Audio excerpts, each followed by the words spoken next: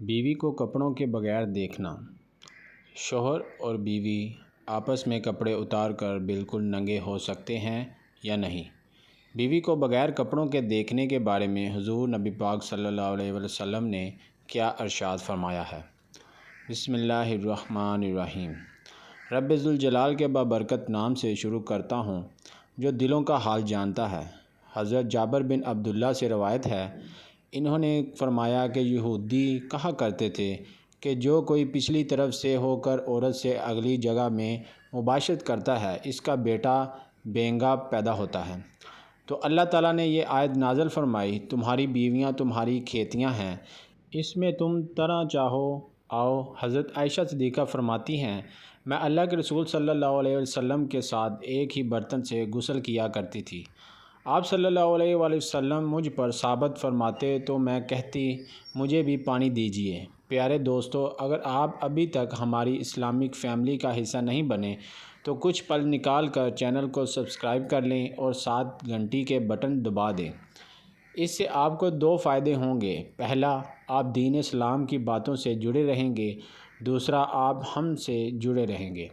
ایک اور روایت میں ہے، وہ فرماتی ہیں کہ نہاتے وقت میرا اور رسول اللہ صلی اللہ علیہ وسلم کا ہاتھ برتن سے پانی لینے میں آگے پیچھے ہوتا تھا۔ اور حضرت عائشہ رضی اللہ تعالیٰ عنہا فرماتی ہیں، نہ تو آپ صلی اللہ علیہ وسلم نے کبھی میرے ستر کی طرف دیکھا اور نہ ہی میں نے کبھی آپ صلی اللہ علیہ وسلم کے ستر کی طرف دیکھا۔ میاں بیوی کے تعلق سے کچھ ایسے مسائل ہیں جن کا جاننا انتہائی ضروری ہے، مگر ہماری کثیریت اس سے لا علم ہے کیونکہ دینی کتب ہم پڑھتے نہیں اور عالم دین سے پوچھنے میں ہمیں شرم آتی ہے۔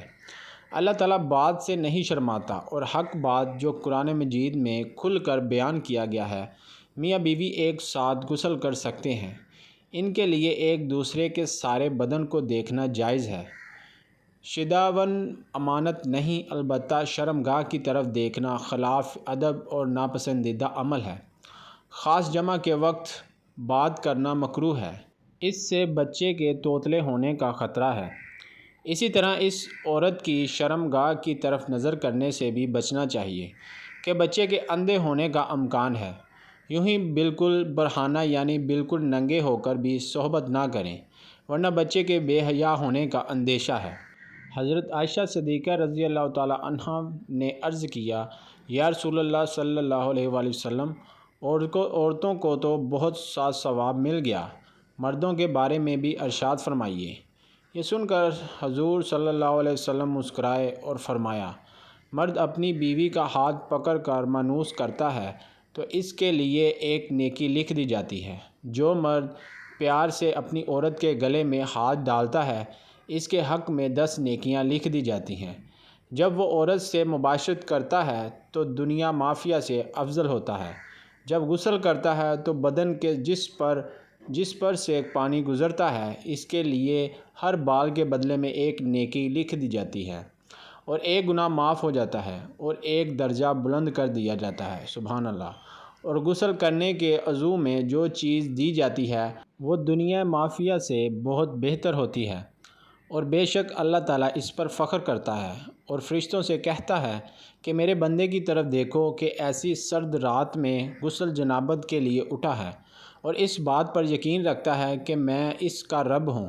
تم اس بات پر گواہ رہو کہ میں نے اس کو بخش دیا۔ جمعرات جمعہ کو ہم بستری اور غسل کرنے کی ترغیب اس لیے دی گئی کیونکہ مردوں کو نماز جمعہ کی ادائیگی کے لیے جامع مسجد جانا ہوتا ہے تاکہ آتے جاتے کہیں نظر پڑنے سے طبیعت میں کسی قسم کی شہوت پیدا نہ ہو اور خواہش نفس سے اطمینان ہونے کے سبب نماز اور خطبے میں دل جمی حاصل ہو۔ بہترین بیوی وہ ہے جو سونے کے کمرے میں اپنے حسن و جمال اور بستر میں خاوند کے ساتھ خوبصورت طور اتوار سے اپنے پیار کے جادو سے جکڑے۔ دوران صحبت اس کے مقصد پر نگاہ رکھے اور غور کرے کہ اس کا خاوند کیا چاہتا ہے اور پھر اس کی پسند سے بھی بہتر انداز میں اپنے آپ کو اس کے سپرد کر دے۔ نرم گفتگو کرے اور اس کی رغبتوں اور چاہتوں کو پورا کرتے ہوئے اسے سیر کر دے۔ کبھی بھی اس کے بستر پر جانے سے نہ رکے۔ اگر وہ اس کے ساتھ مکالمت کا خواہش مند ہے تو قطع نہ کرے کیونکہ اللہ رب العزت کے ہاں یہ بہت بڑا گناہ ہے۔ جب شوہر بیوی کو اپنا طبیعت تقاضا پورا کرنے کے لیے بلائے تو بیوی انکار نہ کرے۔ اس سلسلے میں حدیث مبارکہ میں واضح تعلیمات موجود ہے۔ چنانچہ ارشاد نبوی صلی اللہ علیہ وآلہ وسلم ہے، خاوند بیوی کو اپنی حاجت پوری کرنے کے لیے بلائے، اسے بیوی انکار کرے، جس پر شوہر غصے کی حالت میں رات گزارے تو صبح تک فرشتے اس عورت پر لعنت بھیجتے رہتے ہیں۔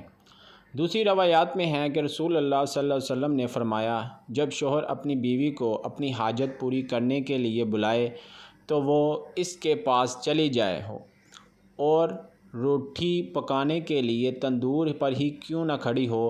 حضرت عمر رضی اللہ تعالیٰ عنہ کے پاس ایک شخص آیا، گرد و غبار سے اٹکا ہوا، بال بکھرے ہوئے، اس کے ساتھ اس کی بیوی بھی تھی، جو کہہ رہی تھی، اے امیر المومنین، میں اس کے لیے نہیں اور نہ ہی یہ میرے لیے ہے۔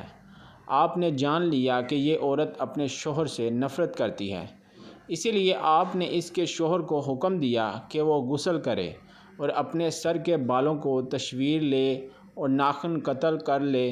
جب شوہر فارغ ہو کر آیا تو آپ نے کہا، اب اپنی بیوی کے سامنے آ جاؤ۔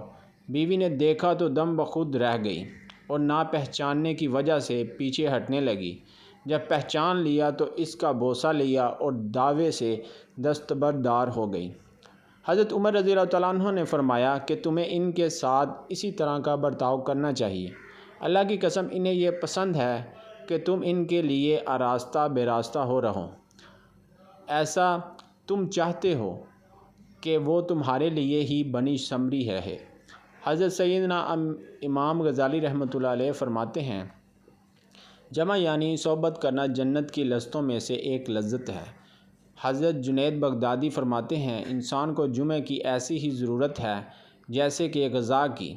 حضرت نبی صلی اللہ علیہ وسلم کے ایک مرد کا اپنی بیوی کے ساتھ اکٹھے ایک ہی بستر میں سونا افضل ہے، اسی لیے کہ مقدر ہم بستری کرنا نہیں بلکہ مقصد بیوی کے دل میں جو خوشی کرنا، بیوی کے دل کو خوش کرنے کے لیے ایام کے دنوں میں بھی اس کے قریب ہو جانا۔ گویا انبیاء علیہ الصلوۃ والسلام کے سنت مبارکہ ہے۔ احمد میں ہے کہ سیدنا عبداللہ بن عباس رضی اللہ تعالیٰ عنہ سے روایت ہے کہ نبی کریم صلی اللہ علیہ وسلم نے فرمایا، جو آدمی اپنی بیوی کے پاس آنے سے پہلے یہ دعا پڑھتا ہے، اللہ کے نام کے ساتھ، اے اللہ مجھے بھی شیطان سے بچا اور اس اولاد کو بھی شیطان سے محفوظ رکھ جو تو مجھے عطا کرے۔ اگر میاں بیوی کے اس تعلق میں اولاد کا فیصلہ کر دیا گیا تو شیطان کبھی بھی اس کو نقصان نہیں پہنچائے گا۔ فرمایا ہے کہ شوہر اپنی بیوی کی مرضی کے بغیر زیادہ سے زیادہ 4 ماہ کی مدت تک اس سے دور رہ سکتا ہے۔ میاں بیوی کا اکٹھے غسل کرنا ایک دوسرے کے ستر یعنی شرمگاہ کو دیکھنا گناہ نہیں، لیکن نہ دیکھنا بہتر ہے کہ شرمگاہ دیکھنے سے نظر کمزور ہوتی ہے اور انسان یعنی بھولنے کا مرض پیدا ہوتا ہے، لہٰذا اکٹھے غسل کرے تو بہتر ہے کہ ستر ڈھانپ لے تاکہ اس پہ دوسرے کی نگاہ نہ پڑے۔ میاں بیوی دونوں ایک حمام میں بیک وقت غسل کر سکتے ہیں، مگر دونوں کے ستر ڈھکے ہوں تو بہتر ہے۔ حدیث میں آپ صلی اللہ علیہ وسلم کا اپنی بغض ازواج مطہرات کے ساتھ ایک ہی وقت میں غسل کرنا مرکوز ہے۔ دعا ہے کہ اللہ تعالی ہمیں دین حق پر چلنے کی توفیق عطا فرمائے اور بیوی سے محبت اور ان کے حقوق ادا کرنے کی توفیق عطا فرمائے، آمین ثم آمین۔ اللہ پاک آپ کا سننا اور میرا سننا قبول فرمائے، آمین۔ اللہ پاک ان 99 ناموں میں سے کوئی ایک نام ضرور ٹائپ کریں۔ شکریہ۔ السلام علیکم۔